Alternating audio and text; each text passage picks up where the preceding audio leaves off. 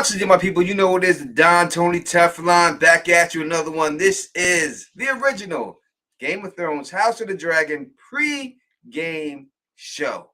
Episode number 5. We are already halfway through the season. We got people, as always, rocking with us. You know who it is. It's the usual suspects. We are in the building. Let's put them all on camera and let's get this popping.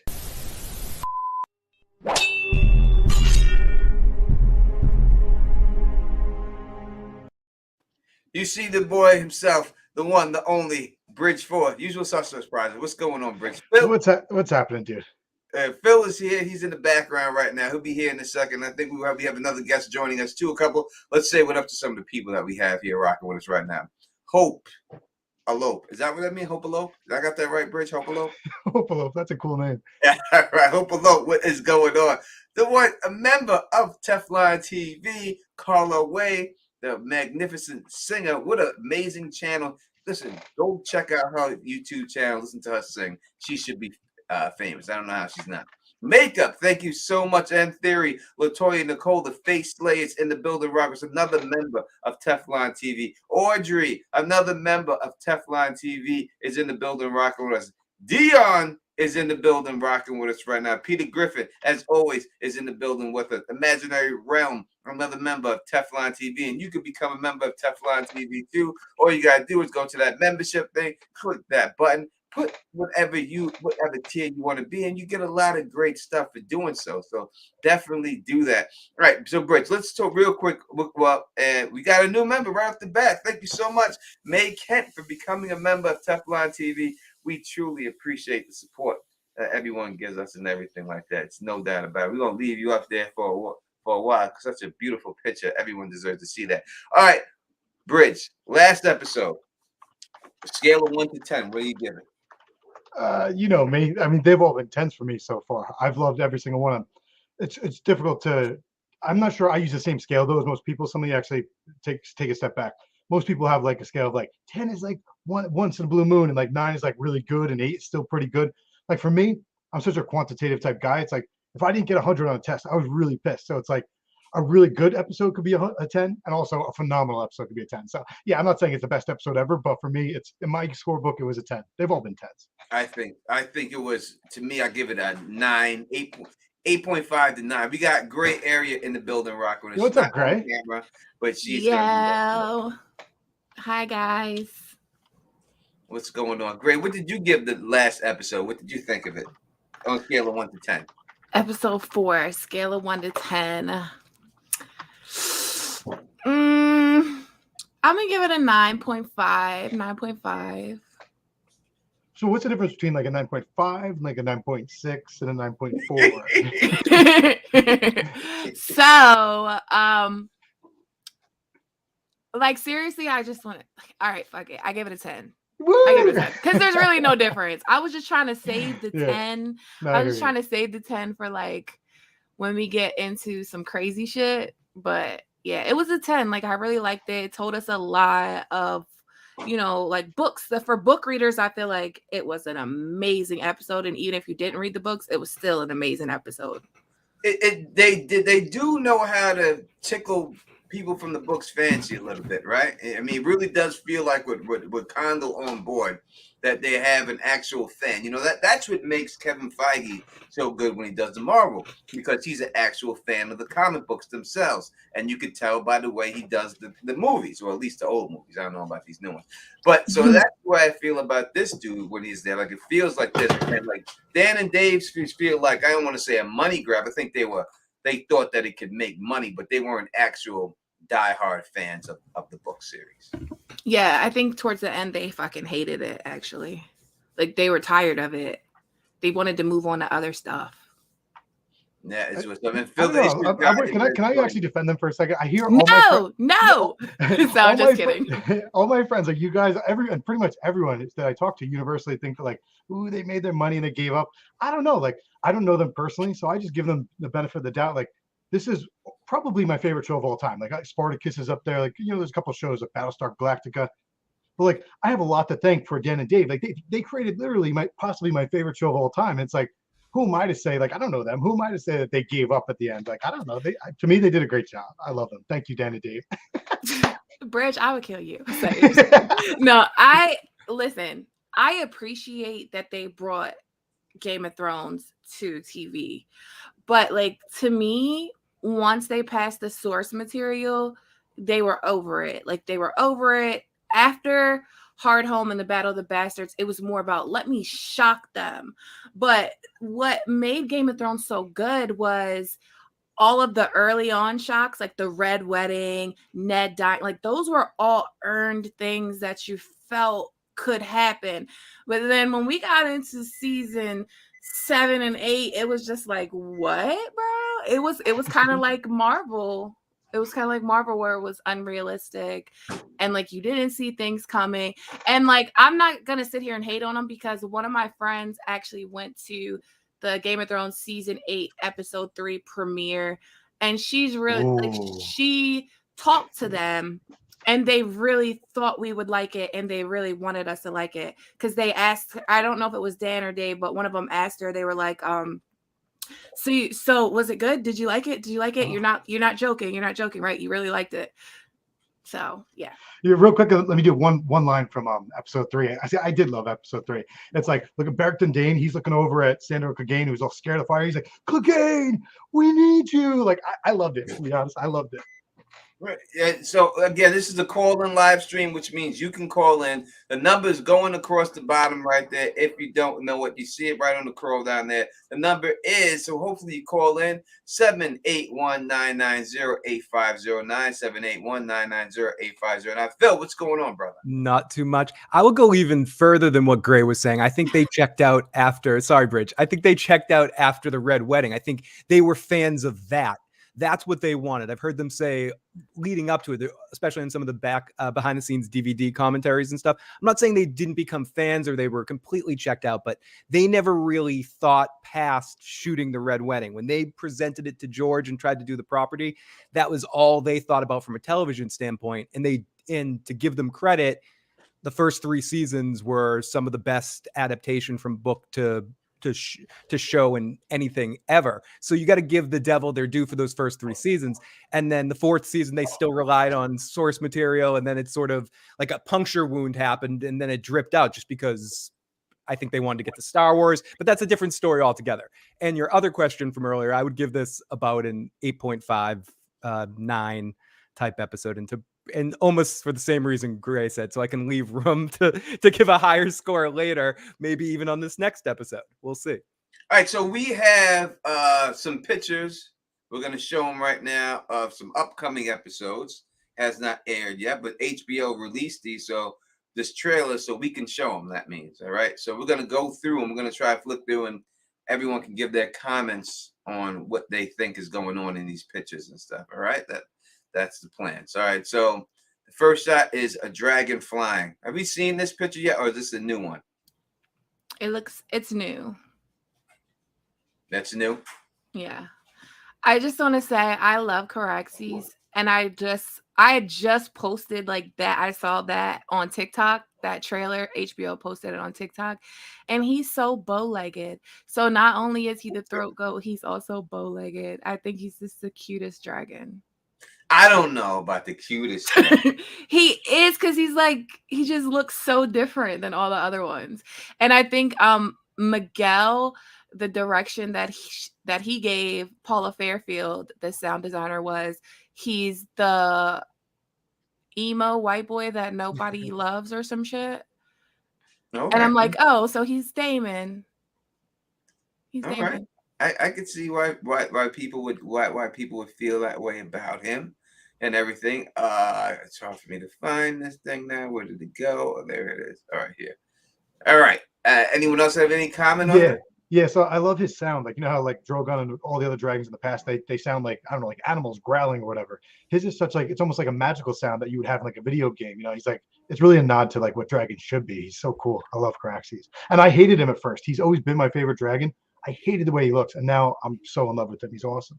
Yeah, Phil, you got to hold down the chat because I can't see the chat or anything right now. So. Okay, we do have a super chat right now from Alexander Wilson that said, "Are we forgetting that George can't even finish the next book in the series. Dan and Dave actually realized that George will never finish the story. I don't know about that. I mean, if they actually adapt, because I hate that. I hate when people bring up that. Like, they really left out most of the Dance with Dragons. They left out a lot of A Feast for Crows, like the whole Brienne chapters. They gutted Dorne and made like a decision to make it. They completely fucked up Dorne. They didn't add Fagon or John Cunnington, that whole thing. They combined that with Tyrion. So like they had material. They're just over it. They're just over it. Yeah, they did. I knew that when they didn't bring in Lady Stoneheart, that's when I knew it wasn't. They were changing everything up, without a doubt. All right, so we have another picture. We know that this one. I'm sorry that the images are a little, blurry, but this is the way they come across because they're motion captured. So we have a fencing situation, well, sword training. My name is Inigo Montoya. You killed my father. We see the dummy is over here. And we got two people in green. Who was in these pictures, Gray? That's Aegon. The one with the sword is Aegon, the second.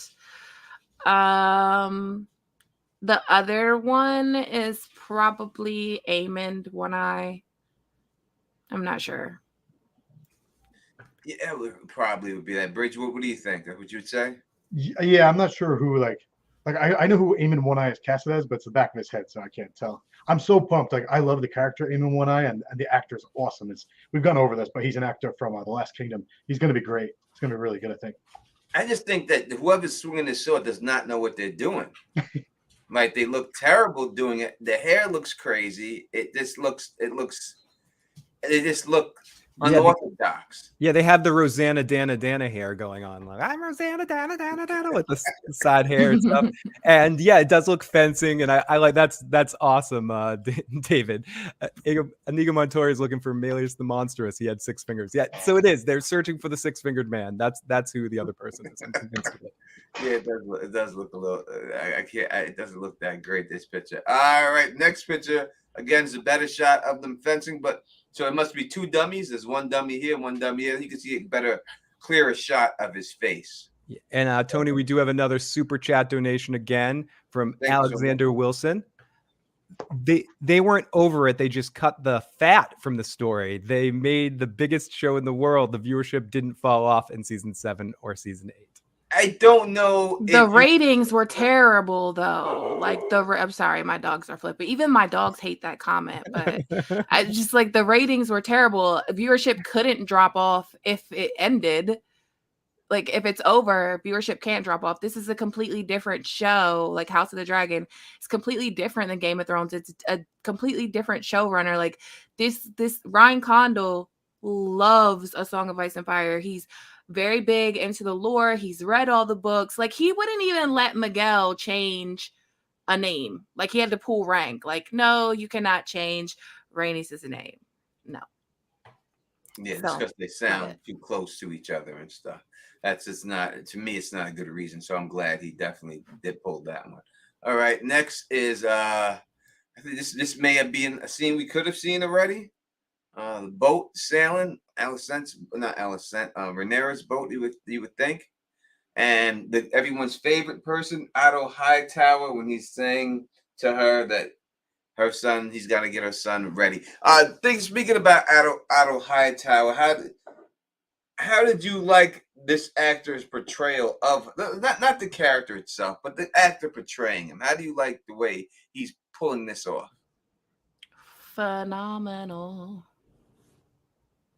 Yeah, amazing. I love characters that can make you hate them. And whenever someone's watching something and going, oh, I hate this guy or something, they're doing an excellent job. And this guy, I don't know what the schmarminess, the set. I mean, I know what it is, the creepy pedo vibe, like everything he's playing, every subtle twinge, everything. And then he's deeper than that too, with with dealing the issue with his brother, putting the pressure on him too. So there's more there as well. So I think the actor's pulling off like multi-layers of emotions and making you hate the guy too at the same time. So excellent performance. Yeah. What do you think, Bridge? Yeah, the word I would use is the one Gray started with, phenomenal. I guess one thing we haven't mentioned yet is so in the last episode, one of the last things that happened was he received some information And before he delivered that information to Viserys, they gave him some alone time by himself where he thought about, should I say this or not? The dude, he's just great. There's so many, like, I've gone off about how Rhaenyra, the young Rhaenyra, Millie Alcock, she's blown it away. She's absolutely incredible, and it's going to be a shame that when she's gone. But all the adult actors, like, they're all incredible, and of course they're adults. Have been doing this for decades, but they're just so good. They have such diverse talent. Like, there was that scene where he went to Dragonstone with the egg. There was a different side of him. He was almost like more badass. The way he talked to Daemon was different. And then when he talks to Viserys, he changes his voice and he becomes a little more submissive to him or whatever. The dude's just killing it. Yeah, he's absolutely awesome. And me and Gray talked about this a little bit earlier today, and like the time jump is going to have to be massive. Yeah.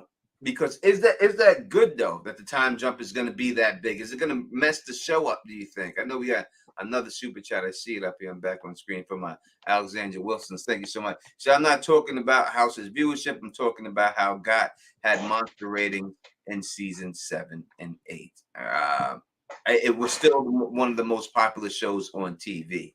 So I mean, I'm not going to argue the point, Alexandra. Thank you for the super chat. But I could say that The Walking Dead is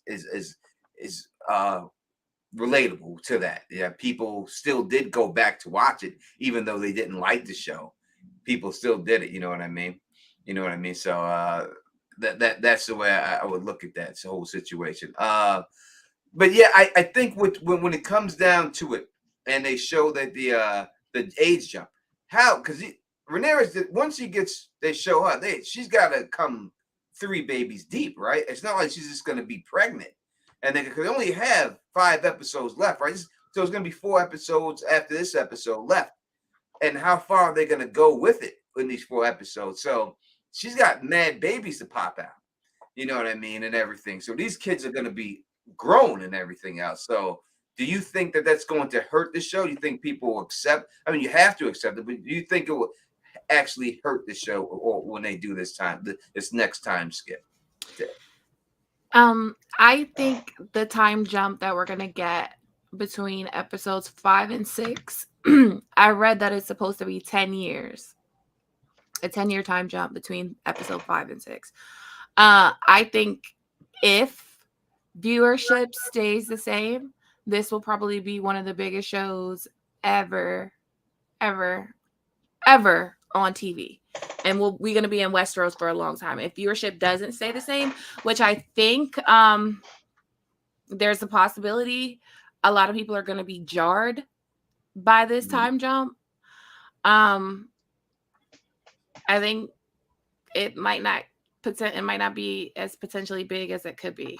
But I mean, they have to do it like this. They have to tell the story like this because you need to know the relationship between Daemon and Viserys, and you need to know the relationship between Alicent and Rhaenyra, and you need to know the beginnings, the interweavings of what happens now. Once we get to the time jump, I think once they get to the time jump, if they make sure to explain what's going on so people aren't lost in a very, good writers know how to do that.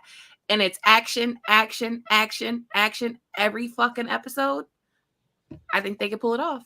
But I wouldn't want to be the one that has to pull it off. What do you think, Bridge, about the time jump? Yeah, so there's got to be 2 time jumps in this season. 2 more. What's funny though, so we've already had a couple time jumps, right? What's funny is, so we've got adult actors that are going to be the same actors for 30 straight years. Then we've got some actors like Rhaenyra and Alicent, which we're going to have 2 actors, right? Now their younger versions have already seen, while their younger versions stay the same, there's other characters like Laenor. Laenor has already been aged up, while Alicent and Rhaenyra stayed the same. So that was weird. Now we're going to see like other characters go through multiple jumps while their older versions stay the same. I'm not being very clear without having the pictures in front of me. In terms of viewership, it's like a lot of people watch shows that they claim not to like anymore. Like people just have like inertia. Like once they start watching something, they keep watching something. Yeah, I guess so, right? And so people do that. It's like, and for something like this, so yeah, it might be a little confusing with the time jump, but literally every episode's been like a 9 or a 10, right? I don't think there's any shot of people stopping watching. You're gonna go. I think the problem I see with it, and if I have to have a problem with it, is that you're gonna go from Rhaenyra as this child to being the mother of 3-4 kids. Sorry. You know, so that's the only thing I would see. Like you see, Alice said she has kids already. So her kids growing up, you're like, all right, you've seen them as babies, that's fine. These babies coming out of nowhere that Rhaenyra's showing out there because they can't have her pregnant. You know what I mean? Only for the last one, the get out one. But they're not going to be able to have her pregnant, you know, before that. All these other kids are going to have to be there already. So here's the way I envision it. It's going to like show like there's gonna be two kids, there's gonna be kids bored or whatever, and like maybe holding baby or whatever. I know we've seen like stuff like promos like babies and things, but really it's like it's gonna be very jarring for people in the beginning of an episode. But that episode is gonna be so good, and it's like every episode from here on out for the rest of the season has a major event in it. You know what I mean? Yeah. So even though it's gonna be jarring for them in the beginning of the episode, by the end of the episode, they're gonna realize, okay, I'm with Rhaenyra 10 years later, and this is what's up, and they're gonna love it. You know? Mhm. I would see. This is what makes me. So we talked a little bit about Dan and Dave rushing through it, and this makes me. I'm not getting. I'm not getting flashbacks or having nervous moments. But I wish they would have gave these young actors the whole season. I mean, Yeah. Tony, I agree with you. I think now that we're on the ground running, these actors are really great. Yes, they could have stretched the first part of this season out to most of the season, but I think just talking about this 10-year time jump that's going to come in an episode or two, I think it's fair to say that this show and the pacing of the show so far has been prepping us for it. Say we're in a situation where it's going to be a tough go. We're getting a lot of prep. We're getting a lot of build up. They're making things go at a fast pace anyway. So I think the audience just naturally is going to be a little bit more prepared for another bigger jump in time, because it's like quick dive, bump, dip, and then they're going to go with a big dip. So we're familiar with this show moves at a quicker pace than the other series, and I think it works with the source material better in the sense of moving at this pace. Yes, now that we're on the ground running, I could see more of. It would have been nice to indulge in more, but I think they're making us ready for this time jump. It's going to be jarring, but they've done a lot of like everything. Every episode is a year at least. One was like 4 years or something. Like they've already kind of hinted at that. 10 more years. This is 30 though, dude. It's true. 4 years and 30 years is a big difference, because I could go back 30 years and it's a huge difference. Thank you, LA Sports Live, $4.99 super chat. So how many seasons can they squeeze out of Hot D? It seems like they're moving fast at this rate. 4 seasons, I think you're right about that. I think that's what we're going to get because of the pace that they're going. I think they could have done 5-6 seasons of it. Well, it depends. It depends, though. Because me and you talked about this, and it was like, where do they end it at? Where, because we don't know where they're ending this. Like, are they gonna do the Sea Snake? Are they gonna do, like, I feel like they have to do the Hour of the Wolf. Yeah, like how far are they gonna go into it? They're gonna do the Hour of the Wolf. Are they gonna do the lady down in Harrenhal? Are they gonna do that? Are they gonna go through all that, or are they just gonna end it right when the dance? Let's just say the dance itself is over. Right. How far are they gonna go with it?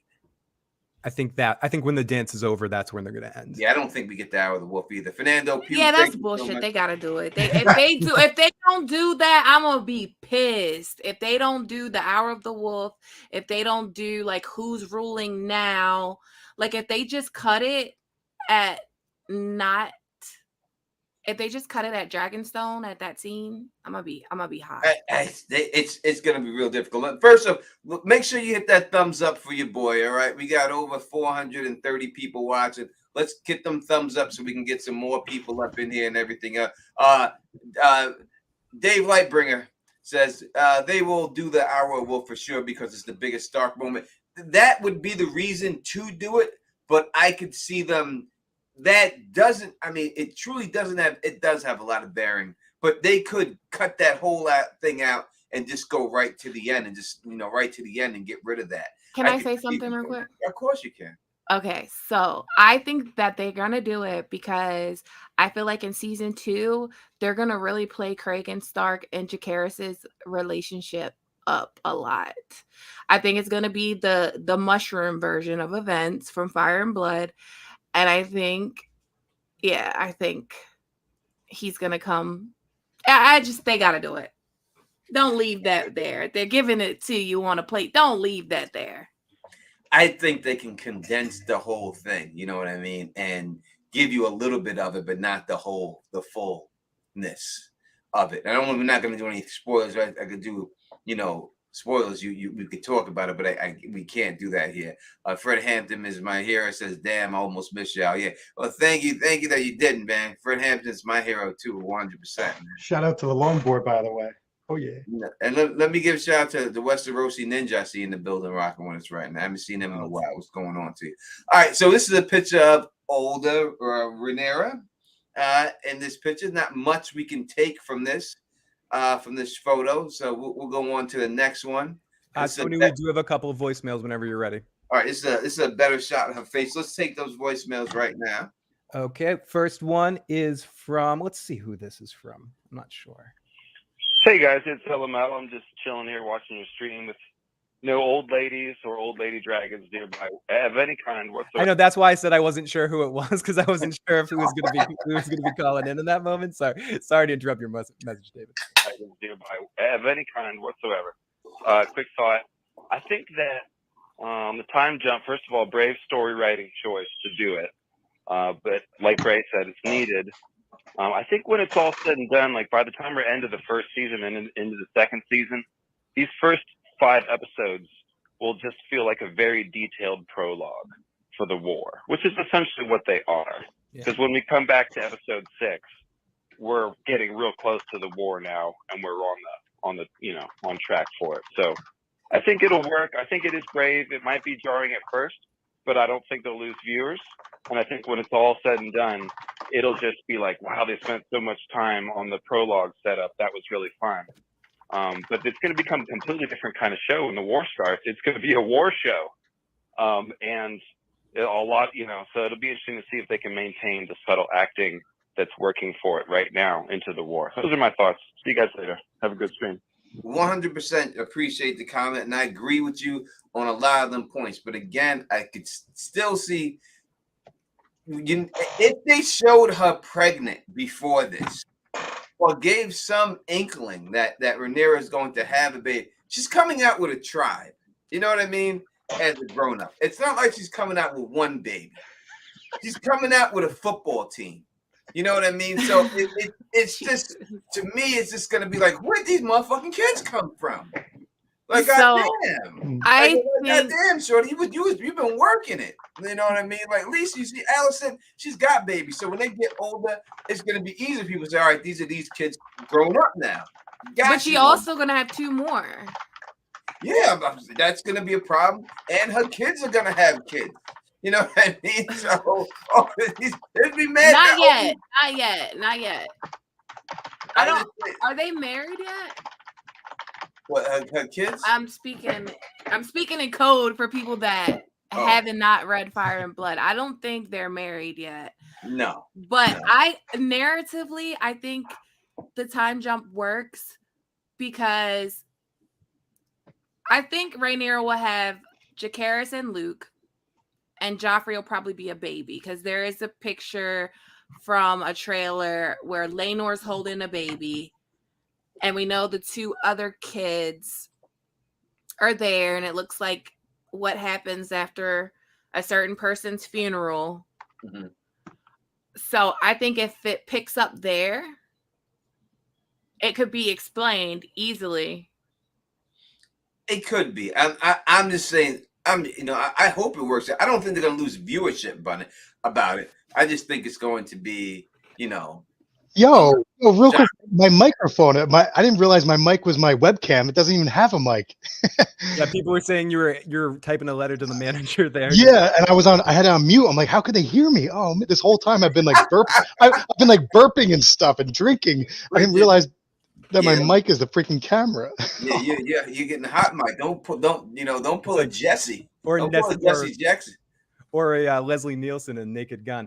Tony, we do have one more voicemail. This is a longer voicemail, so feel free to tell me to stop during it if we need to pause. This is from Marcus from Atlanta. What's up, everybody? It's Marcus from Atlanta calling in. I'm so glad that everyone is here. I wanted to add another point that Gray was talking about on the time jump, and that yes, it will be 10 years. And I agree with what she said about how we needed to see these relationships and how they progress, and we needed to see them plant the seeds for this, because this is not just, your average, war that's going on. This is something that was built upon before, Jaehaerys passed away. So it's like this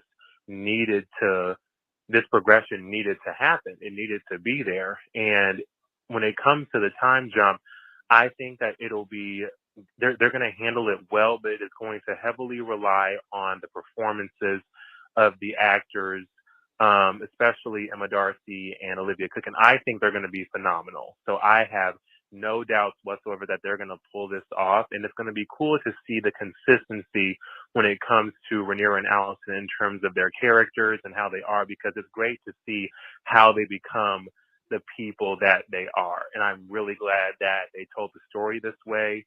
And to add to what Grace said, I think that they're going to, have to tell it this way. So I'm excited. I think that, I am so thankful to Millie and Emily for an amazing job that they've done, because they really gave us the first, taste of let's who chill right Rhaenyra there is. real quick. But I agree with everything. I am not doubting the talent of Emma Darcy and the other actress playing the grown-up version. That's not what I'm debating here. What I'm saying is, I think it would have been better to do a full season of the young versions of these characters. Show her young get pregnant, right? Have her young when she's pregnant, so that we know that. So that in the next season, you bring in the adults, and then you realize, all right, she had a baby. The baby's grown up. I think they should have took a full season with all these young actors before bringing them in. That is what I'm saying. And everything else like that. Steve Owen, thank you for the super chat. The transition will be flawless. I don't think so. I just don't think it can be. From the position, it's just you can't be. If you leave, listen. If you have a friend in high school, right, and all of a sudden you turn around and you see him, hey, how you doing? And the next time you see him, they got kids. That's shocking to you. Like, oh my God, you're a mother now, right? That's your own personal friend, and you feel that way. So when you see this lady and all of a sudden she's got a full baseball team walking next to her, you know what I mean? It's gonna be like, oh my God, what happened here? Shorty, I didn't know you were getting in like that. But it's a different actress, so they're gonna realize like a lot of time has passed. A lot of time, and I agree. Like, I wish that we did get a full season of. But I understand why they didn't, because like a lot of the writing that they've had to do so far, like they've had to go back and change a lot of things. Like when Damon's doing the whole gold cloak thing, Rhaenyra's not even born yet. Or is she born? I don't know if Aemma's pregnant. She's like a baby. She's a toddler. So like a lot of the stuff they've had to go back and change to write it in different angles so that you get the gist of it, but it doesn't change the story. So I agree. I wish we could have had them for a whole season, but if they are going to change it, yeah, when she comes back, when the transition goes from young to old, then I like that all of the other stuff is done. And like, we don't, like, okay, when it comes back on, like, say Rhaenyra has 2 kids and Laenor's holding one, you don't know who's the dad. You have no idea. Yeah, but the whole thing is this, Gray. And Steve Owens, thank you for the super chat. He said the transition will be even more difficult to accept with a full season of young actors. I don't think so. I appreciate your comment, but I don't think so. What I'm saying is this, Gray. When it comes to that situation too, we haven't even set up that storyline. You know what I mean? That storyline's not going to be set up. It's just going to be sprung up on you. You know what I mean? That we've received nothing but a glancing look. You know what I mean? To show that there would be anything jumping off like that. So that's just going to be something that they're going to spring on you. You know what I'm saying? So I don't think that would, because if they had a full season with these actors, then they could have set that storyline up so that when you could have that debate. Now it's just going to be that's what it is. You know what I mean? That's what I'm saying. That's all. I ain't trying. That's all. All right. The next picture we see here. Oh, time to catch up now. Again, we see the picture of this dude. He's very pale. This motherfucker. Yeah, he looks like one of the vampires from the Volturi on Twilight. Yeah, I was gonna say he has a witch's nose. He looks like he has like an old. Like he's like, I'm not just saying like he's like powder white. This motherfucker, right? I mean, I'm not bugging. Am I bugging? Because everyone else seems like they have natural skin tone, but this dude is powder white. He looks like powder. Yeah, translucent. I think there's something up with whatever screenshot this is, the filming. I don't know, Brick. I agree, Bridge. But either way, he's pale regardless. He's very. I think he's gonna look a little different in the show, probably. Carrie said he looks like a White Walker.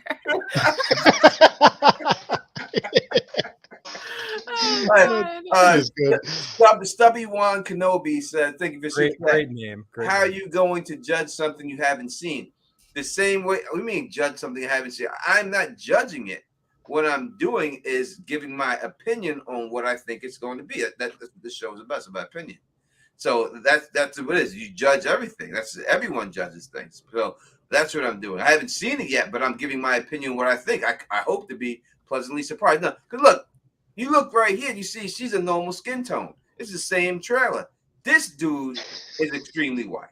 Alabaster white. Maybe maybe he is albino. Maybe that's what they're going for. Maybe that's what it is. With our second Princess Bride reference, maybe he's down in the pit of despair with the machine. Tony, we do have 2 more voicemails whenever you're ready. All right, let's look at this dude. Come on, man. That's not Bridge. That's not the camera. That's him. I don't know. There's a little bit of tint there. It's a weird shot. It's weird. It's cold outside. It's so good. All right, let's play one of the voices. Well, why is he swinging his hands without a weapon in it? It looks like he has a rock he's about to launch at somebody. He's really excited about something. Yay! Pie! This is from area code 717. Greetings, all. I'm loving the stream and glad to see Gray's out there with you. But my comment is this. I don't have a problem with the 10-year or 30-year time jump. I have a problem, and I guess a selfish problem. I'm invested in Millie's character and her as an actress. Yeah, I'm invested in seeing the things that are going on now. I'd love to see more of that play out. I think they could have got a whole season out of it. And that's my take on it. I think they could have got a whole season out of, leading up to, points where, Rhaenyra has children and that stuff. So that's my take on it. I guess more of a selfish thing. I hate to see that those characters, her and Allison's characters, are going to be gone after this. Have a great stream and keep doing what you're doing. This is a caller who makes sense. Yeah, I like this caller. He makes sense. He knows what he's talking about. Big up to you, man. But yeah. I like Millie as this actor too. I do. I like Millie. I do too. I like Millie. Everyone does. Can I throw out something? He's killing it. On one of the earlier live streams, I had mentioned something about social media. I'm not into social media. I don't really care. But for some reason, I started looking up all their social medias prior to the episodes. And I looked week by week what their accounts were, how many they gained. And I mentioned how Millie, like for a month, I looked every single day. And for like a month leading up to the show, she was at like 28,000, 28,100. She got up to like 30,000, right? After episode 1, she went up to something like 50,000 or 60,000. And I mentioned it on a stream. People were like, what? Like she's only at 50, 60,000. I think she got up to like 100,000. I was like, that's a big gain in like one episode. She's now like, so if you look at all the people, like the older actors, they're not really gaining subscribers because, the adults aren't following them. It's kids who use social media. But something like, young Allison Hightower, she went from also like 50,000. She's up to now like 200,000, right? Millie Alcock's up to almost 800, over 700,000. She's killing it. And it's question. Actually, let me say one more thing. Sorry, I've been going on a tangent here. Before the season starts, they write the scripts and then they go out and look for a cast, right? It's like it would be too big a risk to say like let's bank our season on an actress who we don't know, right? So they did what's going to work. This season's going to have so much action in every single episode. Major events are coming up. in these next episodes. So yeah, in hindsight, it's a shame because Millie could have carried a season for sure. She's great. Yeah, Hi, Millie. I could want to have. be vanilla. No, I want to be vanilla. You have to be vanilla. but what you guys are speaking to is like part of the issue with keeping her on longer. The longer you keep her on, the more we're gonna love her and the more we're not gonna want her to go. And she has to be aged up. I like you, Millie. I want to go home, Millie. And if the show does its job, 5 more episodes, we won't be talking about this at all. We'll still respect her performance. On rewatches, get to go back, but the majority of this show is going to be the other actress, and she got cast for a lot of stuff coming up. So as much as I do love the performance for Millie, I'm hoping by the end of this season, I'm saying that was really great, but now we're into it. That this is Rhaenyra. So I'm having a wait and see attitude about it and give Millie her flowers for being awesome in these 5 or 6 episodes, and hope that maybe in future seasons, because she was good, maybe the show will write in a few more flashbacks to give her a few more scenes here and there, and we'll see her play Rhaenyra again. I could see them doing that with seeing the response, and then we could get a different kind of second and third season with more look backs. So do you think, with that being said, do you think that, hey, they have a plan right now? Let's just say their plan is 4 seasons. But if this show has really taken off, that they would stretch it out to 5 seasons, that they would be willing, you know what, with this go a little longer? If this show takes off, we will see Robert's Rebellion will be the end of the show. Like, that'll be the end. Robert's Rebellion. So you think if this takes off, they don't have a planned end, that they will just keep going? They would just keep going. That's kind of like HBO with Game of Thrones. HBO basically was like, we'll pay you whatever. We'll pay you whatever for however many seasons you need to get this ending right. And like, places don't do that no more. Like, they don't give out blank checks for seasons. So, I mean, the response to the first episode got it renewed for a second, and it's only gonna get better because there's there's so much action in it. And then once you get into like the Blackfire rebellions and stuff like that, the budget goes way down because there are no dragons. So I can see them just keep going until they don't have any more material. Thank you, Luke, for the super chat. He says, which is better, House of the Dragon or Better Call Saul? Obviously, we have a full show of Better Call Saul. So we can't compare House of Ask us in 5 seasons. 5 episodes to Better Call Saul is one of the greatest shows that was ever on television history. It goes within the top 5 of great television shows of all time. It's sitting at that table, Tony. It's sitting at the table with The Sopranos, The Wire, Breaking Bad. You have to put a top 5. So it's not fair to this show to compare that to. You have to compare Better Call Saul to The Wire, to The Sopranos, to Breaking Bad, to these type of shows. That's where it's at. So it wouldn't be fair to say. I think I appreciate the super chat, but you can't compare House of the Dragon to that yet. Can I respond to a comment? Which one was it? I lost it. Oh my god. Oh, but they said that the person said HBO won't do that because they're not Disney. But I disagree, because HBO before, like, while House of the Dragon was already in production, they bought like all the rights to do exactly that, to make a Westeros, like a Marvel Westeros universe. And I think we did a whole stream on Tony's channel exactly about that and what they were going to do with it. Yeah. So I disagree. In the end, it all comes down to money, right? That's all they care about. If they feel that they can make money by doing it, it's going to do it. They'll do an anthology. They'll call it House of the Dragon, and they'll just keep going up the ladder, down the ladder, jumping from this whole timeline, because this is what they got. When you really look at HBO, they got Succession. It's doing good, but it's not making the numbers of this show. Euphoria is doing good, but it's not making the numbers of this show. They haven't had a show since Game of Thrones. They're banking on this and The Last of Us to be their two new big things. They have to get that thing popping right there. All right, what dragon is this? What's going on in this picture? Who is this? Caraxes. And I don't Yeah. know what the fuck's going on. He's coming through some You just flame. had some fun. At first, I thought it was Maylee's. Like I kept watching the clip over and over, and then I saw the long body because Caraxes has like the worm body, Mhm. so it's definitely Caraxes. All right. It's another. There it picture. is. Yeah. Another There's my picture. bow-legged boy. Here's the worm. What are we watching here? I guess I haven't looked at the trailer yet. This is a trailer that of future episodes that are gonna come out that like in the weeks to come or something like that? Yeah, weeks to come stuff. So what is this right here? I mean, that's Caraxes flying. It's not Caraxes. Nah, it's got a beard.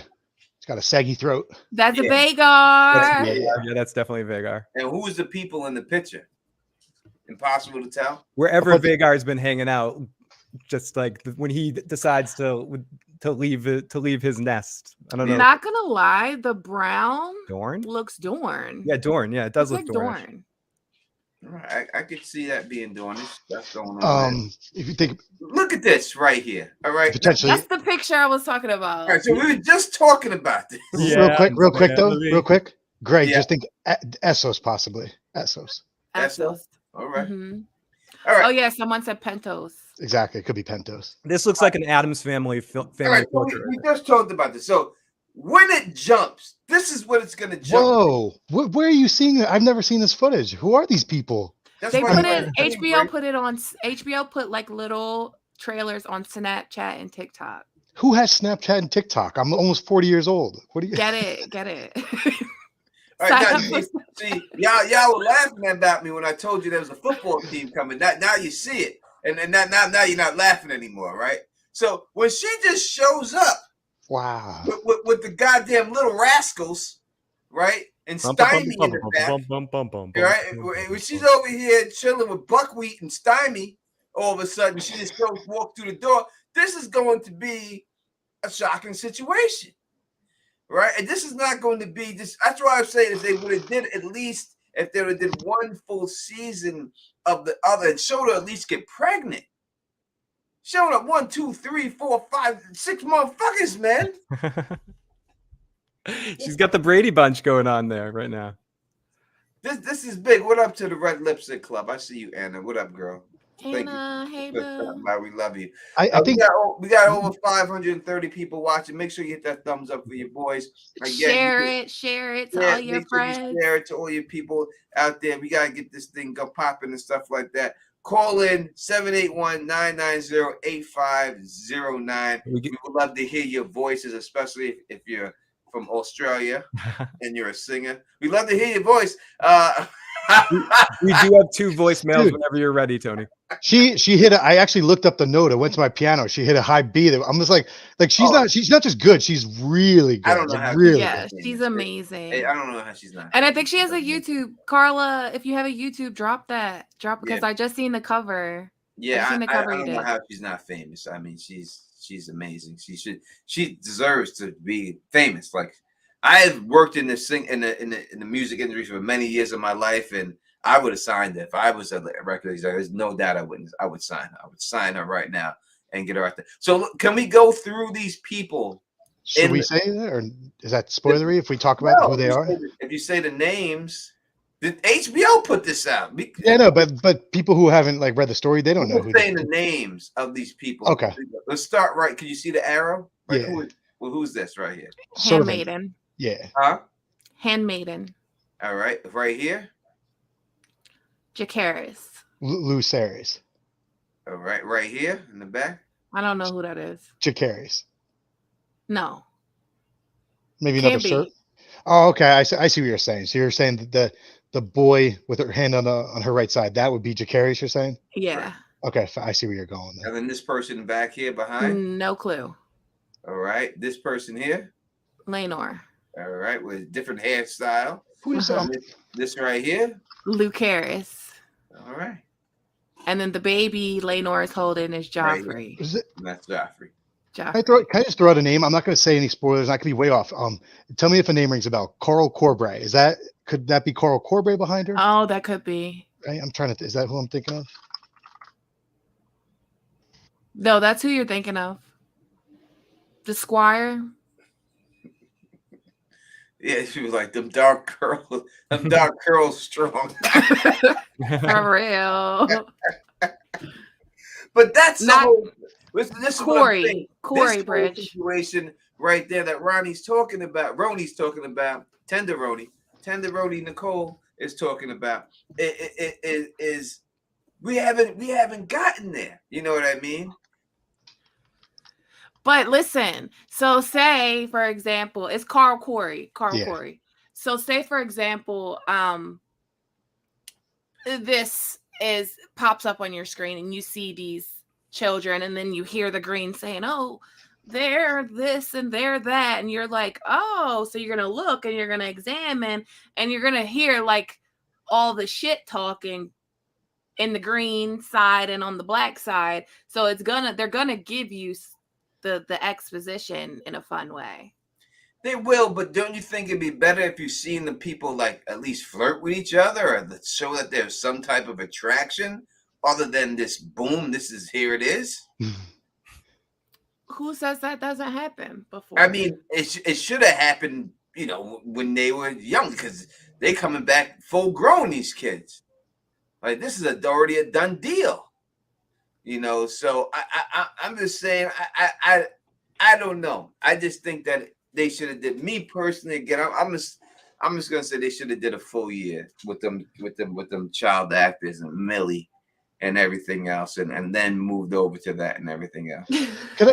Sorry, I've been like drifting a little bit in my head, but have you guys gone over the setting here? Like, where do you think this is happening? It looks like Dragonstone. Yeah, right. Like that's the entrance behind them, and they're looking up at Dragonstone, right? Yeah. That would be so cool, and it's in like nighttime too. Imagine, God, that setting's just so cool. I would love living there, like walking up the walkway, but especially at nighttime, it'd be scary. It's kind of creepy for real. Yeah, like because it's gonna be mist flying up around them. Oh, it's gonna be good. Good. Yeah, I don't want no mist flying up me. That just seemed drafty.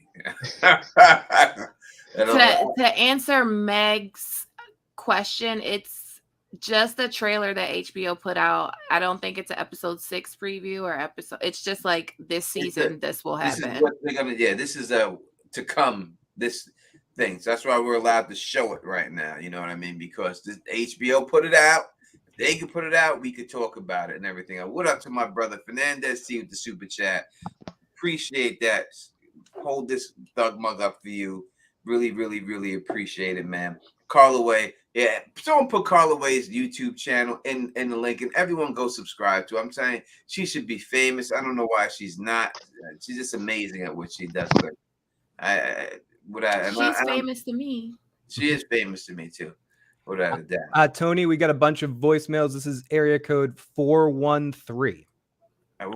Hey guys, this is Ant from Massachusetts. I got 2 questions for you. Who is more worthless king? Maegor's brother Aenys or Viserys? All right, stop it right there. Let's answer this question. We'll give it to Bridge. Bridge? Are you there? Yeah, you dropped that. Yeah, I'm here. Who's the more worthless king? He's asking. I don't like talking about people in those words. You're such a sweet soul. But like, who is the more ineffective king? I mean, like come back to me. I don't know, because they are similar in the sense that they're both nice and people around them like them, but they both sort of get. All right, so Aenys didn't really do anything wrong, but he didn't see a problem coming, right? With his brother basically taking over his son, so he didn't prep him in that sense. But did Aenys make any like major missteps? I can't recall. I don't think so. Like, he seemed like he was all right. Giving Maegor Blackfire was pretty dumb. Okay. Because Maegor used that like as a sign of legitimacy. Oh, that was actually a huge mistake, or at least they painted that way in Fire and Blood, right? Yeah, but that was dumb. I mean, but Maegor didn't bring down. Wait the a House second. Of the Dragon. Is Aenys the one that like so Maegor already had Dark Sister, and then he gave him Blackfire as well, right? And because he's like, you're the soldier, so you take this one. Yeah. Right? Yeah, that was a pretty dumb move. I'm gonna go with Aenys for that reason alone. All right, let's go to the second part then. Second question is if the Targaryens and the Valyrians were so gifted with blood magic, that means they had a sense of biology. So why don't they have their own medics? All right, guys, liking the show. All right, Gray, you want to take that? Yeah, is the medical professional on the panel? What was the question? Can you repeat it, Phil? Yeah, it's. I think he said. Let me try. I could tell it to you. Yeah. So he said the Valyrians are like really into blood magic and stuff, right? So if they were so into blood magic and stuff, like how come they didn't have their own sort of like doctor specialty? You know, that were instead of like through the Mason and stuff, how come they didn't have their own specialist in terms of like health and stuff like that? Well, that's a loaded question. I don't really know why they didn't. One of the reasons I think they cut out a lot of what they did was because they wanted the faith to accept them as rulers. So like they took the Andal, Faith of the Seven, whatever. Like they stopped marrying brother to sister. Or when they did, like the faith would always rebel against them.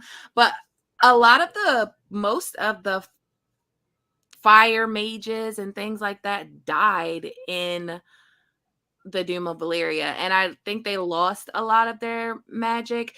And then like you have kings like Viserys. Like Viserys isn't really into the dragon part of his family. Like I think Daemon tells him that, like, who cares? Daemon says, like, who cares what some lord thinks? You're the dragon.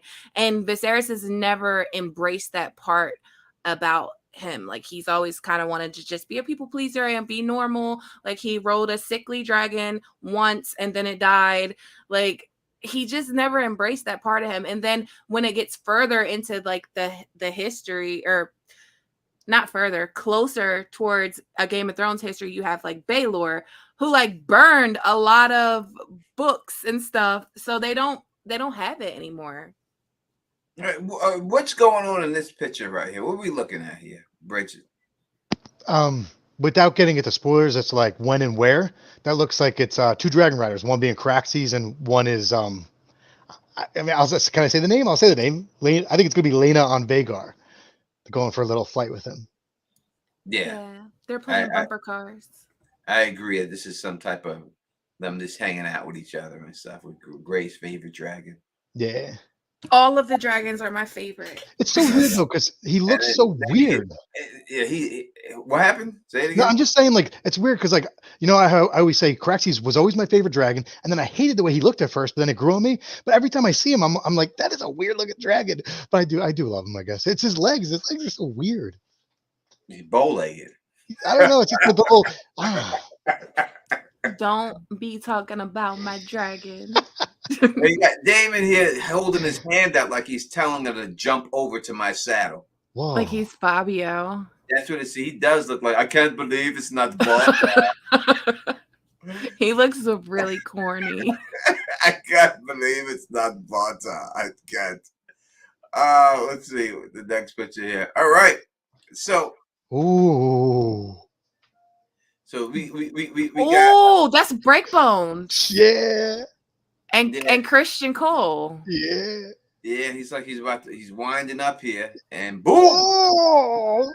I can't believe they're showing this kind of stuff in trailers. That's awesome. So Christian Cole getting knocked in the face. Boom! Which is good. This is what we've seen this already. This is what we've seen this one before. So there's no need to go to that, but this is a good picture. Wow. So we got a picture of the king. And it was revealed that, or they did say that the king, they came out and said it, that the king is suffering from leprosy. Really? Where'd they say this? In an interview or something? I think it's bullshit. What do you think it is? Grayscale? I think he got cuts from the Iron Throne. Yeah. And the Maester Mellows helped make sure they stayed infected. Think so? Because leprosy is like super contagious and is airborne. So if he has leprosy, then why doesn't anyone else have leprosy? Just him. This is what I don't know. What can we say? If I don't know what we can say. If Patty is saying that they told him that he has leprosy, do we have the right to say he doesn't? Yeah, I cut you off. Did you hear him say this in an interview or something? Yes, he came out and said it. Someone said it in the chat. It was in the behind the episode. But I mean, in that time period, they could have just said anything was leprosy. But to say it's I don't know. I don't know, child.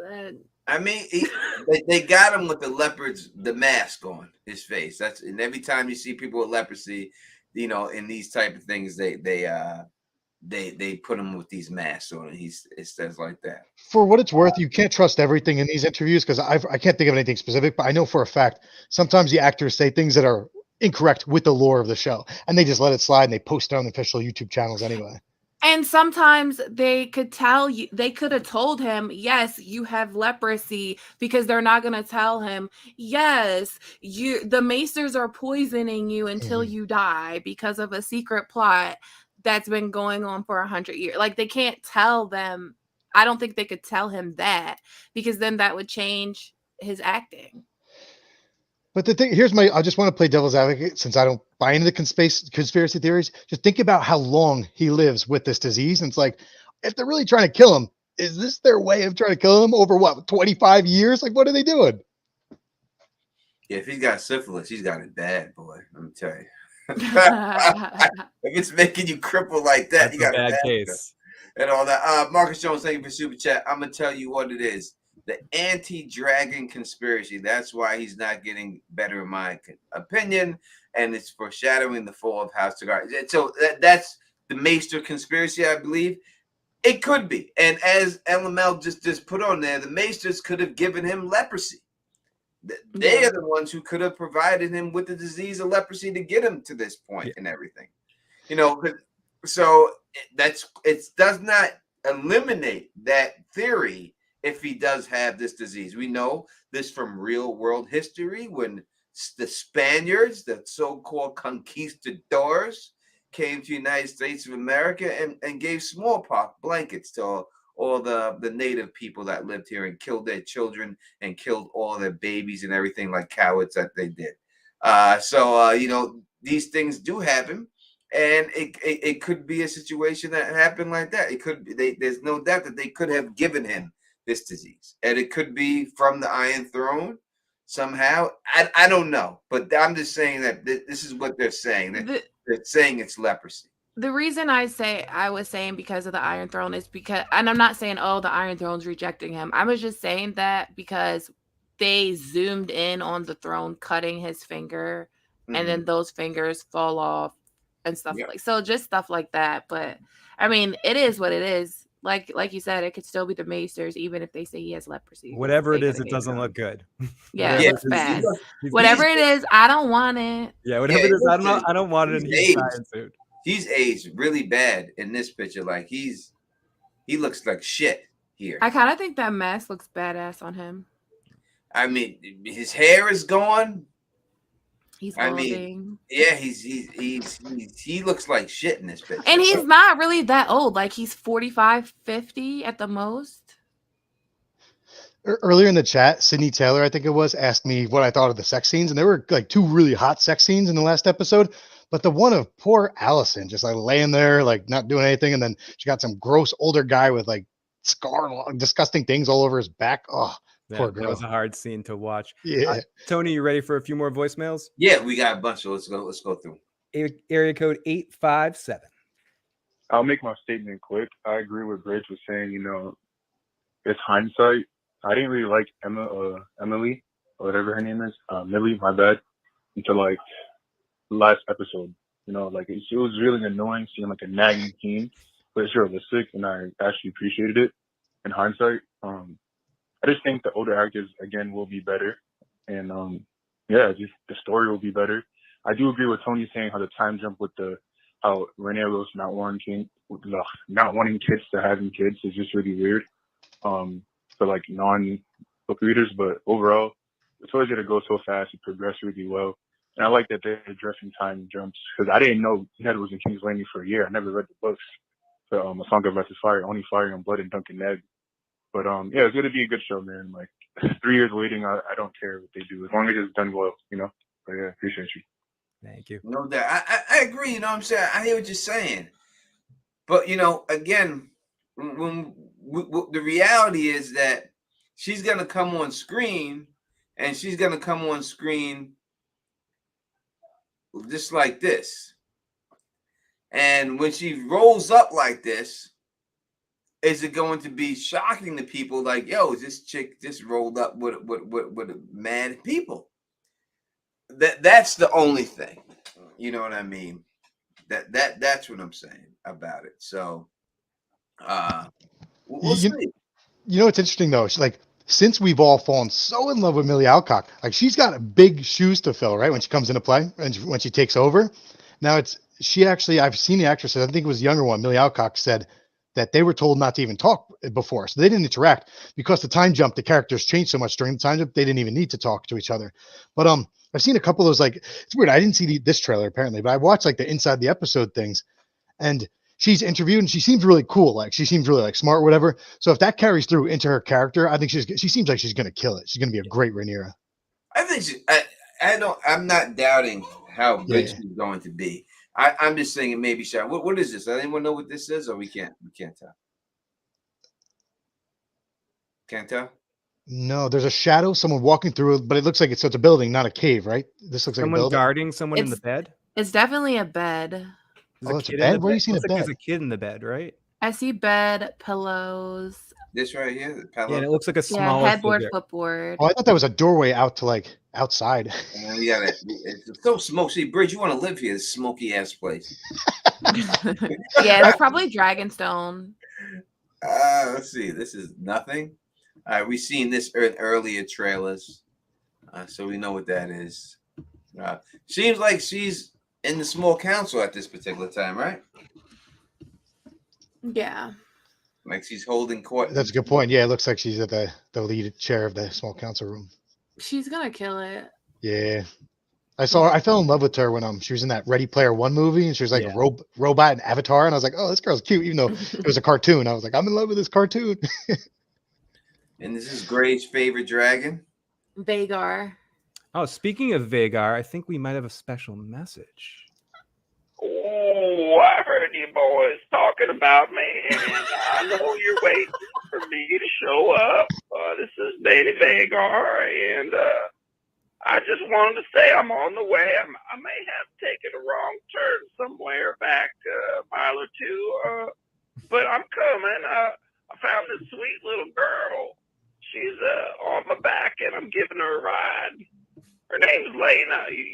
She got some pretty curly hair. All right, now. I'll see you boys soon. All right. I got some meatloaf. I cooked it up real nice. Oh, yum. Okay. Yum. Meatloaf this time. Delicious. Very, very polite. I like meatloaf. I do.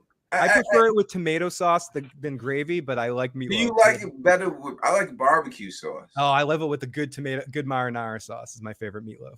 All right. We've learned a lot going on. Thank you. I know this is important information. Thank you, Vhagar. We really truly appreciate it. This is how the trailer ends right here. Wow. With this scene right here and stuff. So yeah, we have broken down, the trailer that Bridge has never seen, and a lot of people probably haven't seen it and stuff because they don't be putting these things out. But yeah, I don't know how to say it. Let me be honest with you people. It's hard for us to talk about the last episodes and things like that.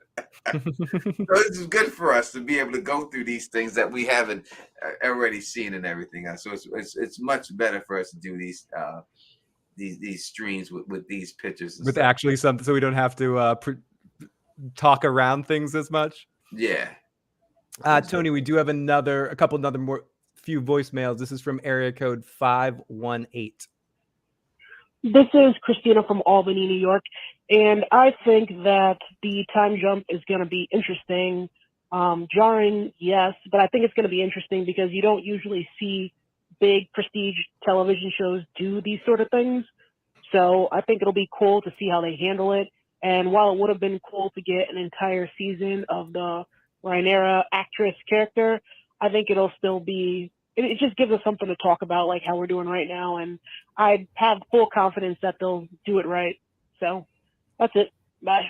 The thing, you listen, Phil, when you said area code 518, I was about to say, don't say that, motherfucker. Oh, you thought it was like maybe your number? That's my motherfucking area code. So I was like, wait a second here. What's going on, Phil? But no, I got nervous for a second. You're like, don't get my number out, asshole. Like, what are you doing? Can we go back to the Christian Cole Breakbones? Of course we can. Oh, were you done the voicemails? I'm sorry. No, I'm all over the place. Which one? All right, there you go. That one. All right. Why do y'all think he's punching Christian Cole in the face? I mean, he's got a very punchable face. No, I'm kidding. Yeah, And he's just like his arms are at his side, like no defense. He's like Like, punching. it's not like this punch is telegraphed. Look how far he's cocking this thing back. You can easily see it coming. It seems like he's like willing to accept it. Like, go ahead, hit me. Like that's what it seems like. I mean, because his defense is terrible. Do you think they were shit talking? Yeah, just look what they're wearing. They're wearing padded stuff, but not full armor. And you see the dummy in the background too. Yeah. The practice dummy. So things get a little heated in the sparring yard. Probably. You think it could be in the same pictures that we seen of Albino Targaryen? Yeah, I do. Like I think Kristen's training them. Like maybe Kristen's training one, the other one's training the other. And then maybe they talk shit like, "Oh, you don't know what you're doing," or "I don't know what I'm doing." Yeah, and punches him or something like that. Yeah. They could make fun of the wrong person, insult someone, something like that. Yeah, people are asking right here, are we going to get Mushroom? Rishi Patel. I don't know if it's important, in all honesty, that we do get Mushroom, but it really isn't important. But it may be important. It could be an Easter egg for fans just to have him walking around. It could be fun. This is a situation like that. But the last little person we got looked too much like Peter Dinklage to me. I think they thought they went for that look a little bit too much. I would have rather not have been in there playing. They did say that Mushroom would be in season 1. You just have to find him. Like I found him then. Sorry. He's not gonna be like. I don't think he's gonna have a speaking role, but you will see him. Yeah, I would just everybody keep your eyes out tonight. I think you'll see him tonight then, if that's the case. If they said that. Yeah. Okay. It's very quick, and I was like, it just jumped out. There is I guess the grammatically or politically correct term is a little person, right? There's a little person in the upcoming episode. All right. Without a speaking line. All right. Well, maybe that is. As I said, it's not important. But yeah, getting back to this picture, I would think it has to be during that whole training session when we've seen Albino Targaryen, and somehow Break Bones is just like, whatever, I'm gonna knock you out. And he has no defense. I mean, his hands are basically really at his side, like he's allowing him to punch. Yeah, him. he's giving him a free shot here. It looks like almost. And it could be a situation like that, like, "Oh, you think your touch got hit me? What you got?" I just really don't like him. Which one? Crispin. Crispy. Yeah, Crispin. Yeah, I don't think anybody likes. Is there anyone in the chat right now who actually likes Kristen Cole? Like Bridge likes him. Bridge doesn't. I mean, I would hate him in real life. I hate people that view Oates that way, like Barristan Selmy and Ned Stark. They're all like very serious with their stupid oaths, but I find him really entertaining. Like going back to episode 3, I think it was, when they go out to the woods, and he looked at her and she was like, "Yeah, my dad wants to marry me off and sell me off to Jason Lannister," and he's like, "You want me to kill him?" And she's like, "Ha!" She doesn't realize that he's a psycho. He was like, "Yeah." For real. All right, so there's one thing I wanted to address because I heard people say this has became a thing. So, and since we have this man on screen right now, this is the perfect time to address it. And we'll go down the chat and give everyone's opinion. We'll start with you, Phil, and work our way down. There are people who have come out there and said that Rhaenyra basically raped Kristen Cole when they had sex. That he was not allowed because of his position. He could not tell her no. Is that what you believe happened in the show, and that's what they were trying to put out there, Phil? No, not exactly. I think he was conflicted in the sense, but I think he got caught up in a playful moment of her. He had plenty of opportunities to walk out of there, and actually he's holding true to his job by walking out of there. He wanted to be in that room. I mean, I think it was more about getting seduced rather than her position taking advantage of the situation. Personally, the way I read the scene. All right, Bridge, what do you think? I spent a full day thinking that that's what happened, that she abused her power with him and pressured him into doing something that he didn't want to do, specifically because he two things. He like put his white cloak over the chair really slowly, and then he actually stood there with his hands on his knees, and then they cut away from the scene. So it's like, how long was he standing there bent over like, oh my God, what am I doing? But I totally changed my mind. At the end of the day, it's like they've spent so much time together. I'm pretty sure they've formed a connection, a bond, and then they had him standing at the bed where he like waited. Actually, there were two things. First, when he came up at it from bending his knees, he came up fast and went in for the kiss. It was like, ooh, he wanted that kiss just as bad as she wanted that kiss at that moment, in a different way possibly. But then the second thing was when he was at the bed, he paused there, then he looked back over his shoulder, and then he looked back at her. So yeah, so I spent a full day thinking that she abused him, and now I'm like, no, my man just got lucky. He got lucky. Gray? So I thought it was absolutely ridiculous that people would even like imply that, because it's like, if you're just a show watcher, that's one thing. But if you read Fire and Blood, then you know, well, you don't really know, because there's 3 different versions of what happens between Rhaenyra and Crispin. But the version that I've always believed is that he was in love with her.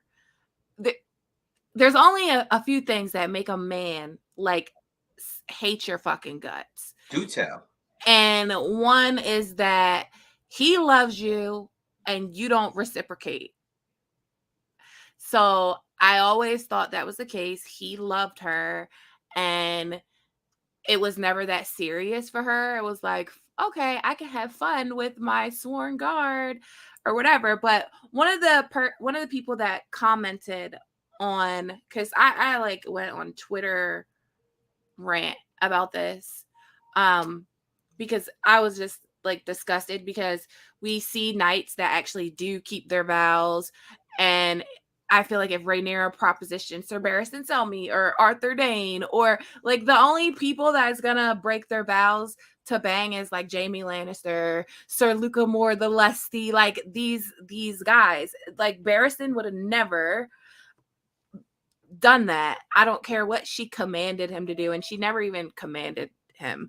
I feel like Criston Cole, he comes from like not a noble house. Like the Kingsguard is important to him. His vows were important to him, and that was that long shot at the White Cloak. Is like, is she worth breaking my vows? And then he looks over at her. Yeah, she's worth it.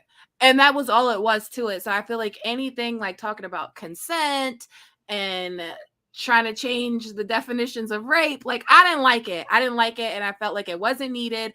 And it brought a lot of ugly out in a lot of people. So yeah, I mean, I think he was conflicted, not because she had power over him. Like, she's a teenager. She's drunk. She's like, he's the person that's supposed to protect her. And one of the people that commented on it made a very good point. Like, they were like, if a Secret Service agent of today was guarding the president's daughter and she was drunk and they wind up fucking, then they wouldn't be blaming the teenage girl. They would be blaming the guy. But in this situation, I don't think either one of them is to blame. I feel like they're both, like, she knows she shouldn't have been fucking him. He knows he shouldn't have been fucking her, and they fucked. Oh, wow. Like, power dynamics, my ass. Yeah, I gotta go 100% with this. That to even think that it would be is, to me, someone just trying to have a conversation that shouldn't be had. You're looking to start a controversy that's not there. It's impossible to say that he was being forced to do anything. Let's go through the whole situation. At any time he had a chance to walk out, when she first kissed him, she didn't say, "Get your ass back here, motherfucker, or your job is on the line." She didn't even imply anything like that. They've been showing how attracted she was to him from the beginning. When they first met him, when her and Allison seen him and everything else, and how he looked. And so she already was attracted to him. And he was up in this piece. Listen, it takes a long time to take off those damn clothes when you're at night. All right. He had plenty of time to get the hell out of that room if he wanted to. And I think if he really didn't want to do it, and he was like, I can't do this, I'm sorry, I gotta go. She would have been cool with it. She would have been disappointed, but she wouldn't have fired him because she still was attracted to him. Because she would have been like, maybe on the later date I could have hit this. You know what I mean? So I just don't think that it really is a situation. Listen, when she jumps on top of his ass, look at that motherfucking face. That ain't a face of rape. Oh, can I say something? Goddamn, you could. Yeah, and I was gonna say something. People they get mad at In the what is it?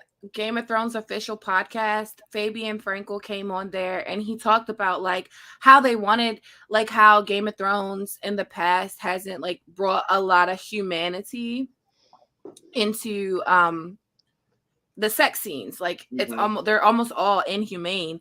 So him and Millie, like they really wanted it to be passionate. They wanted to be like two kids trying to figure out what the fuck they're doing, because like neither one of them really know what they're doing.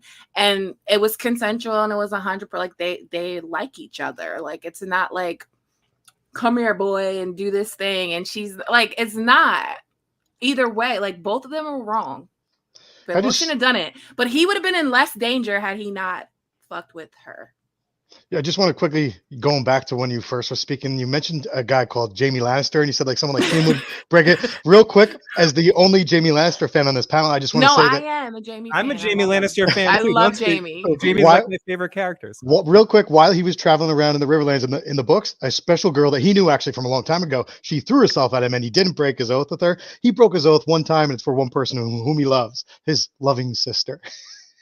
Wow, I don't know. You know, it got. Did Cersei rape the Kettle Blacks? No, right? She didn't. I don't know, but Lancel though, like I told you about, I think she kind of. I don't know. Lancel, no, and I told you, sus. It's sus. When you're walking around with your dick out, comfortable, butt naked, and then she's like, go, get back in bed. And he walked his ass right back in there. He was about that life. Yeah, look, he looked scared. He didn't look scared, bro. Nah, I think he wanted it. Like we all wanted to be him. You know what I mean? Yeah, please. I would have been in that. So it says, listen, Millie, smoke me like a Philly girl. Jump on me. All right. This is gonna go somewhere else. But no. So we agree. We don't think that it went down there. Thank you for the super chat. Xavier says, wouldn't a Lannister prequel be awesome? If they started Land the Clever, I really like him. They would just have to make up so much story, but yeah, it would be a Land the Clever story for sure.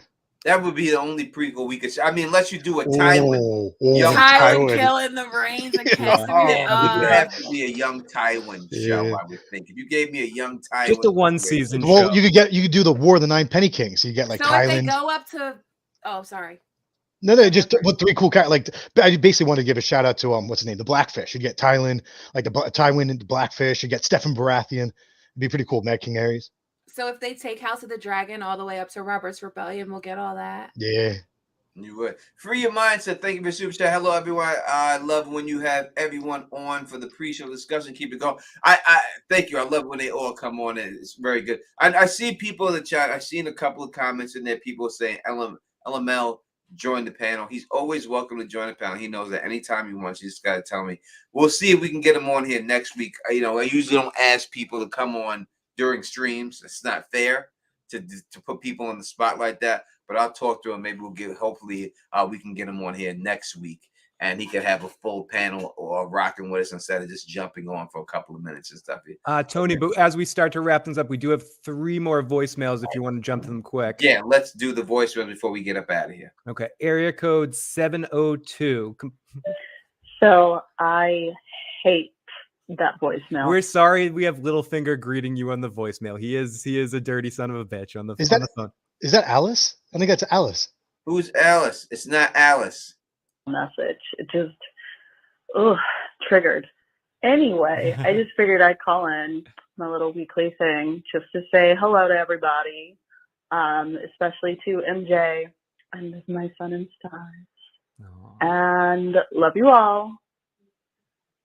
Yeah. Bye. Well, Hey, you. boo. Thank you so much for coming in. It's Alicia, not Alice. I mean, her name says specifically it's not Alice. No, it's not Alice. Not Alice. Specifically, that name says that, Bridge. Count Valeria and House Town. Thank you for the super chat. House of the Dragons. Also, Saranaya to Young. Yes, Saranaya. Yes, we've just been discussing that. We don't want to see them go, but they're going to have to go. It's really young Rhaenyra. I like the girl who plays Alice, in all honesty, and the picking of her fingernails. But it's really Millie. Yeah, when it really comes down to it. Here we go with another quick voicemail. This is from somebody. Real quick. Oh, sorry. Just don't say the word area code. Every time you say that, I've got Ludacris running through my head every single time. I got hoes. Oh, sorry. Got hoes. Oh, different area code. Area code. Okay, here. Area code. Here we go. Hey guys, it's Danny Vagar again. I told you I was bringing meatloaf, but he wanted to. I would do anything for love, but I won't do that. Don't do it. No, I won't do that. Thank you. Vagar, senile. Vagar, yeah, Vagar is ready to be in a retirement home right now. So we gotta watch Vagar out there. So I put it on this King's picture because to me this is I think the biggest picture we get. What's on his face? Is it like a mask? It's a mask. He does have the the half Phantom of the Opera. Yeah, half metal face because his face is falling off or something. Yeah, the leprosy. Anytime they do the medieval leprosy kings, they always have them with this mask on. Wow. If you look at what was that movie with the guy with the silver mask and the teardrop that came down, and he was a leprosy kid that had the full mask on him. What movie was that? I forgot what it was, but they had him up there with the full mask on. But they always do the mask when they have leprosy, so I think that's what's going on. But damn, he's aged so bad. Kingdom of Heaven. Yes, you're correct. Kingdom of Heaven. Thank you very much. Yep. I love the mask scene in Spartacus where Spartacus had on the mask and then like the woman who hates him has on the mask and then they realize that they're having sex with each other. Oh, that was so dope. A lot of these Spartacus people are in Lord of the Rings. Really? Yeah. What are you talking about? Have you not? They're in there. The queen of the place you just seen was in. No doubt. Yeah, she was the lady that corrects. Was it Corexus? His girl. Crixus. That's his girl. That's nice. The queen. She was in there. There's a bunch of people in there from that show. And the guy on the boat, he was the guy that was with the young boy. It was his boyfriend. Really? Yeah. There's a bunch of them in there and stuff are in there from that show. All right, so we're about to wrap it up here. Hopefully this is going to be a great episode and everything else. Again, when you're done, if we're done watching, you want to watch Fill the Issues guy, live stream, get his channel up as soon as it's over. How long does it take you to get up there, Phil? About 15 minutes? 5-10 minutes, something like that. 5-10 minutes. He's live, ready to go, getting it going. Also, if you're into channel hopping, right now, one of our people who's in the chat right now, LML, he also does one. So, jump back and forth to beat both channels and everything else and do all that and do all that. So definitely check them out. Yeah, I love Spartacus too. It was a little when the main actor passed away, unfortunately, it lost its luster for me. Because he was so good. He was just so good. Andy Whitfield. He was perfect for it. And he was perfect without a shadow of doubt. So can I throw out a disclaimer to everyone in the chat? This is in this episode, you'll hear a word early in the episode, the word observe or whatever. This is the type of episode where you definitely want to put your phones down and be watching because a lot happens just visually that you're not going to hear people say stuff. There's a lot of times of people who observe and people who fail to observe. So I'm imploring you guys, if you really want to enjoy the episode, you have to observe what's going on visually, not just what they say. Yeah, I agree that this is an episode that you want to watch, you want to pay attention to, especially that you're going to get the big time jump after this episode. Was it 30 years, the time jump? 10. Stop trying to make it 30. Yeah. You said that when we were talking earlier. I'm like 10. You're like, that's 30, Phil. That's not 30. It's 10. So the whole season is going to be probably about 30, almost 30 years. And we've gone through some of it so far. Seems like we're going to do another 10. And then there's probably going to be another jump at the very end. Yeah. These kids look 30 to me, goddamn it. That's probably at the end of the season. That's probably at the end of the season. These some old ass kids, man. They still living in the castle. The rugby team is hanging out over there. You gotta get these kids out the goddamn house. Mr. Belvedere's in the back. That's who it is. Y'all in the house too goddamn long. God damn it. 30-year-old kids. Get out of here. In this castle too long. Get your own castle. Go marry somebody. Get the hell out of here. Feeding your goddamn dragons and shit. That must have cost to feed a dragon. Get out of the house. Get the hell out the house and everything else. Yeah, as David Lightbringer says, yeah, the rugby house does look strong. I agree. Exactly. There's some strong boys. They got the dragons on their side too. Whatever. Those are some strong kids right now. Guy, look at there's more people. There's some sneaky little mofo right in red. Yeah, right in the back. Yeah, in the back. See that? There's some creepy little bastard in the back.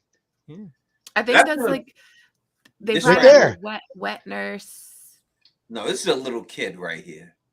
This kid looks black too. Bela, Raina. This looks black. This kid looks black right here. The skin tone. Maybe it's Bela or Raina. I don't know who the hell this is though. It's Wyla, Jon Snow's mom. Whenever you see like handmaidens and stuff, and they get roles in the show, like think about early Game of Thrones. There was one of the handmaidens was speaking to Cersei. Actually, maybe that was a little middle. We have to keep our eyes out on all these like no-name handmaids and stuff. They may be like listening in and telling people stuff. I don't trust any of them. Yeah, me neither. I And agree. said it's Queen Elizabeth. Who said that shit? Oh my god, y'all go to hell. Yeah, man, leave that queen alone. God bless you, queen. You rock. Wait, so Jake Cruz said, why is he creepy? It's because you've got a bunch of people, and then if you're the youngest one, what the heck are you doing like 20 feet behind everybody? That's Yeah, you should creepy. be in front. That's creepy. Yeah, something suspect about this. We'll see if people are actually ready for the time. We'll be back again next week, doing this again. But before that, so you got Field Issues guys tonight. You got Dave Lightbringer tonight. Tomorrow you got Direwolf City. Right? Direwolf City. Take me time down you to the go? Direwolf City. We go live at 8:30 on Mondays. Yeah, so join us to talk about the episode. Me, Alicia, Nim, and Ara, I Eat Zebra. 8:30 Monday. Tomorrow. There it is. All right, I'm gonna let y'all go so you can get ready for this episode. Again, thank y'all for rocking with us and everything else. If you like the way to do this, please thumbs up this. As always, spread this across the realm. You know what you gotta do. Subscribe. And until next time, you know who it is. Peace and stay sexy.